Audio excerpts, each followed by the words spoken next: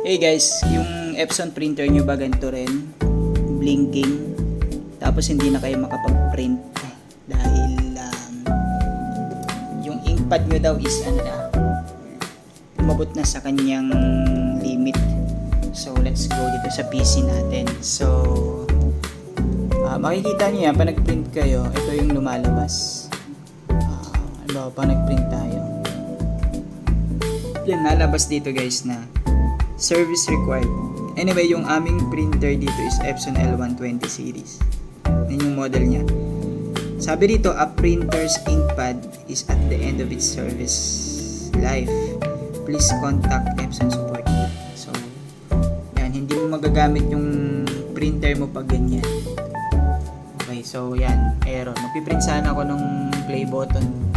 Kaya lang error nga siya. So, what should we do? Kailangan mo lang gawin guys is pumunta sa Google at mag-search lang ng Epson L120 resetter. So, yan. Search nyo lang. Yan. Ganito lang. Search nyo. Depende yan sa model ng Epson nyo. Pero sa akin kasi L120 kaya click natin. Mali pa spelling naman. Pero lalabas yan. Resetter.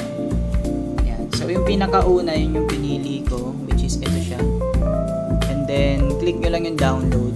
Na yun, nagda-download na siya. 1.93 MB lang to. 1.93 MB. Okay, tapos na siya mag-download. Buksan ko lang. Hanapin natin kung saan napunta. Ito na siya. Extract nyo lang kasi naka-zip file siya. Kung naka-zip file, extract nyo lang. Ayan, luckily, wala naman siyang tawag dito, wala siyang password. And then, punta tayo din sa folder. Open nyo lang yung folder. Open ulit. Hanggat makarating kayo dito sa application or exe file niyan. Ito. Adjustment program. So, right click lang and run as administrator. Ayan. Kung papansinin nyo guys, naka-on yung antivirus ko. Kaya, tayo? Super safe. So, ito yung Epson adjustment program natin sa L120. Click lang natin muna yung select. Auto selection na lang natin. O kaya ayan, no? Pwede ka pumili ng pero select natin yung USB kung madedetect niya. Okay na yan. Tapos punta tayo sa particular adjustment mode. Okay. So makikita nyo dito may mga options tayo sa maintenance. Pupunta tayo sa waste inkpad counter. Select nyo yung waste inkpad counter tapos okay. Tapos, click nyo yung check. So, yun, makikita nyo guys na naka-max point na siya. Gagawin natin ngayon is, i-reset natin. Yan, let's try to click the initialize. Sorry. Yan. Check nyo muna to. Tapos, click nyo initialize.